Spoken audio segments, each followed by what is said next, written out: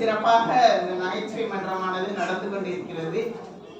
நாங்கள் அதில் ஒரு சின்ன ராமருக்கு அணில் உதவி பண்ண மாதிரி இல்லை, அந்த மாதிரி அந்த அணில் மாதிரி நாங்களும் இங்கே வந்து சின்னதாக பட்டிமன்றம்லாம் நடத்துவோம். இப்போ ஒரு 4-5 மாசமா நடத்தலை, ஆனாலும் அடுத்து நடத்திடுவோம். உங்களுக்கு ஒரு உறுதியை சொல்லிட்டு வந்த வேலையை பார்க்குறேன். ஒரு ஜோக் மட்டும் சொல்லிட்டு போகிறேன். ஒரு ஐடி கம்பெனியில் வந்து இந்த தரை துடைக்கிற வேலைக்கு இன்டர்வியூ வைக்கிறாங்க. இன்டர்வியூ வைக்கும்போது நிறைய பேர் வந்திருக்காங்க.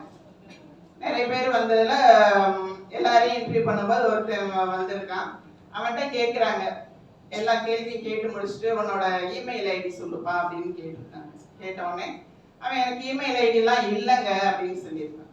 அப்போ நான் ரிஜெக்டட் அப்படின்னு சொல்லி சொன்னோடனே வெளியில் வந்துட்டான். வெளில வந்தோடனே அவனுக்கு ஒரே யோசனை, என்னடா இந்த வேலையாவது கிடைக்கும்னு பார்த்தோம், இதுவும் கிடைக்கலையே அப்படின்ட்டு என்ன பண்ணான், அவன்கிட்ட ஒரு 50 ரூபா இருந்துச்சு. அந்த 50 ரூபாயை வச்சு பழம் வாங்கினால் விற்று வியாபாரம் பண்ணி பொழப்ப பார்ப்போம் அப்படின்னு சொல்லி பழம் வாங்கி விற்கிறான். நல்லா விற்கிது. நல்லா விற்ற உடனே அப்படியே பெரிய கடையை டெவலப் பண்ணிட்டாப்புல. அதே மாதிரி நிறைய கடையெல்லாம் வச்சு பெரிய பணக்காரன் ஆகிட்டான். பெரிய பணக்காரன் ஆனவுடனே பேங்க்ல இருந்து அவனை கூப்பிட்டு லோன் கொடுக்குறாங்க. லோன் கூப்பிட்டு மேனேஜரு எல்லாம் ஃபார்ம் எல்லாம் ஃபில்அப் பண்ணிட்டாரு.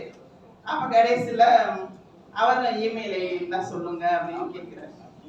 ஏன் இமெயில் ஐடிலாம் எனக்கு இல்லைங்க அப்படின்னு அவர் சொன்னாராம். இமெயில் ஐடி கூட இல்லையா? ஆச்சரியமா இருக்கு. எப்படி இமெயில் ஐடி கூட இல்லாம இவ்வளவு பெரிய ஆளா நீங்க? இமெயில் ஐடி எல்லாம் தெரிஞ்சிருந்தா நீங்க என்ன ஆயிருப்பீங்க அப்படின்னு சொல்லி மேனேஜர் ஆசிரியர் சொன்னாரு.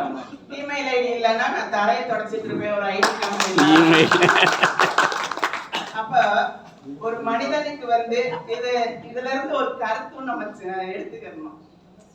ஒரு வேலை நம்ம அந்த ஒரு வேலை தான் கிடைக்கும் அப்படின்னு போகக்கூடாது. அதுல நமக்கு வெற்றி கிடைக்கல அப்படின்னா அடுத்து என்ன அதுல இருந்து நம்ம பண்ணலாம் அப்படின்னு சொல்லி இன்னொரு ஆங்கிள் அதை யோசிச்சா நமக்கு வெற்றிங்கிறது என்னைக்குமே கையில கிடைக்கும் அப்படின்னு சொல்லி இந்த வாய்ப்பை நல்கிய மன்றத்தாருக்கு நன்றி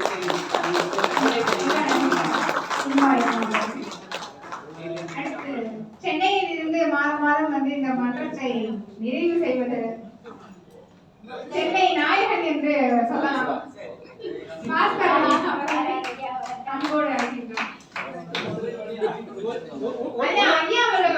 போக்குவரத்து